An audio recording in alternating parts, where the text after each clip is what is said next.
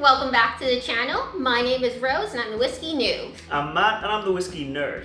And today, I'm taking over the channel a little bit by sharing my top 5 tips for people who are maybe just getting into whiskey a bit, but I suppose it's also helpful for folks like you who may already be into whiskey. So I think the first tip is color. Don't trust it. That's definitely one thing that I've learned, and I think we'll probably get started with some of these bottles. So we've got the Teeling Small Batch, which I think you're, well used to. And then we've got the Kilbeggan Black Irish Whiskey. Now, why do you think I've chosen these two bottles? Well, I'd say because one of them is black and one of them is clear. Yes, exactly. So when I first started getting into whiskey, I was looking at the color. I was like, oh, maybe the color means something. Maybe if it's like really like dark and caramelly, it means something else. And if it's light, it means a whole other thing. Like what if the flavor notes change with color? Then I quickly learned color doesn't really have a lot of effect on the whiskey. And sometimes you can't even see the color. Yeah.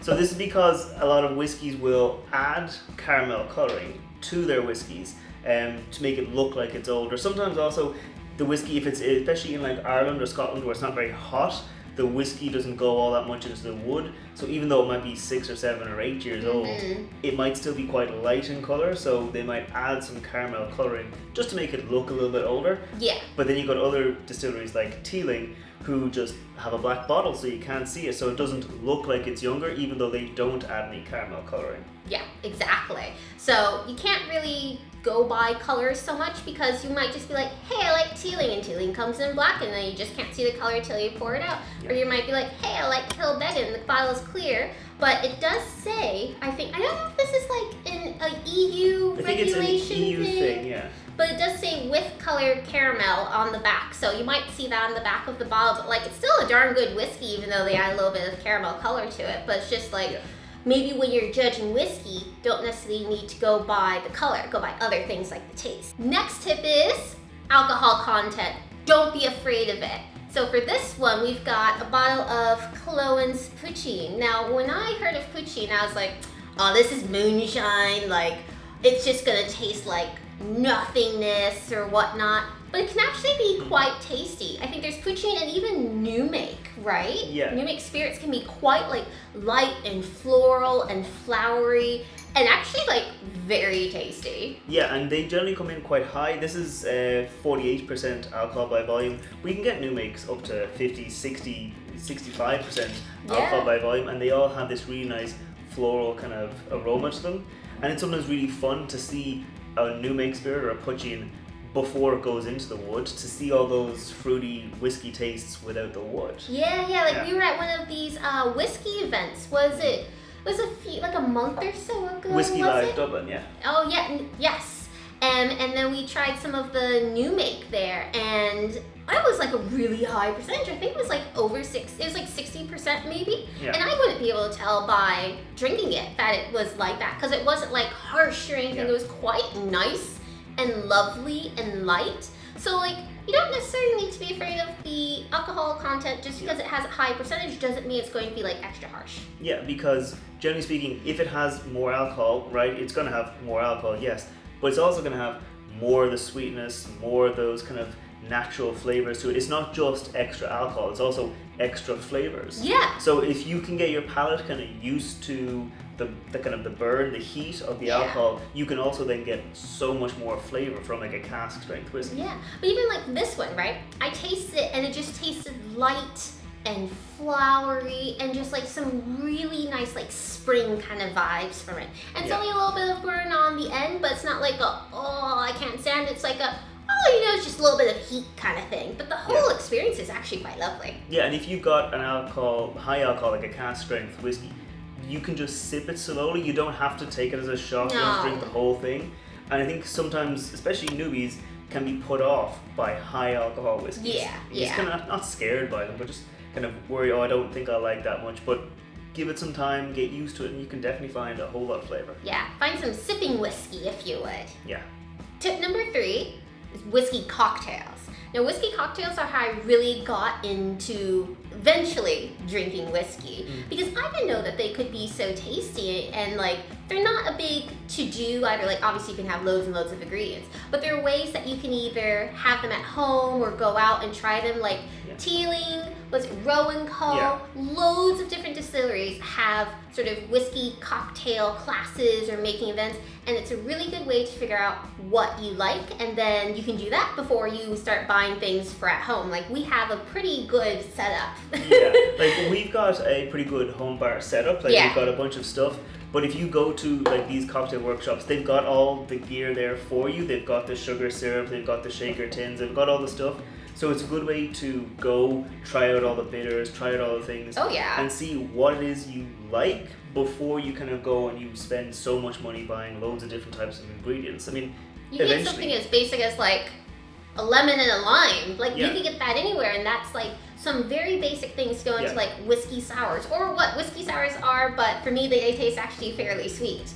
Or like Angostura bitters are pretty much anywhere, I think. Angostura bitters, maybe an orange bitters, sugar syrup, they're just like your salt and your pepper. They're just condiments you just have. They are shelf stable, so they'll stay on your shelves for months, if not years, and they'll just be fine, and you just make a whole load of cocktails, and you get a couple of small bits and pieces, and you can open up a whole world of cocktails. And you could try an old fashioned with 10 different whiskeys, and it'll have 10 different results.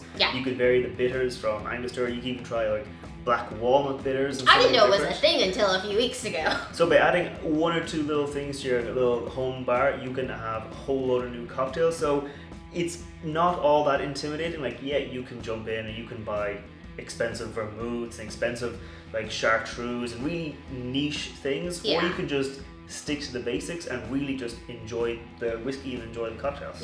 Like you can figure out like, okay, hey, maybe I went to a cocktail class, I really like old fashions, I'm gonna buy a whiskey, some bitters, bits and bobs for at home, and I'm just gonna figure out how to make a really nice old fashioned for myself. And you could do that, and it's not a lot of like, cost or effort up front. Like you get these little kits for like 20 quid or so, I'd say, right?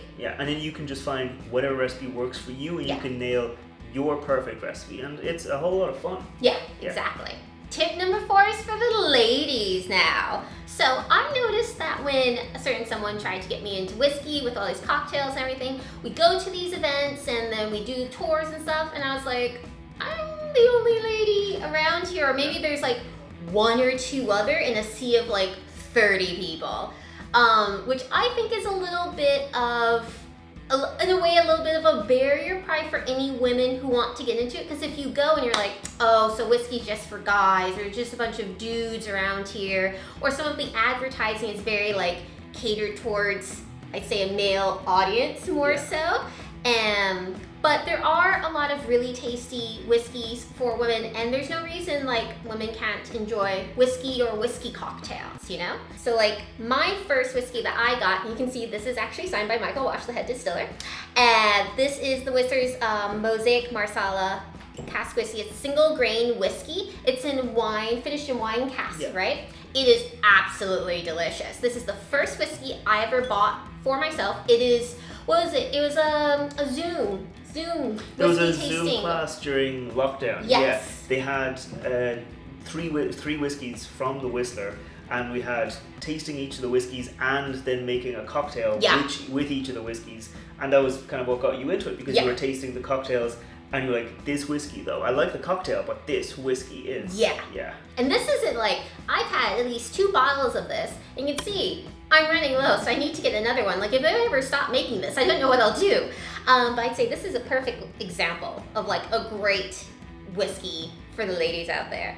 And also this is basically my entire whiskey collection right now. It's also the Whistler again, and their Irish honey, which is just nice and sweet. And I think like I gave this to a friend of mine who doesn't even really drink alcohol at all, and she really liked it. So who knew that someone who was light on alcohol in general was like, oh, maybe I'll just start with whiskey, Start with this Irish honey. It's a good little way to introduce her to something like sweet and tasty as well.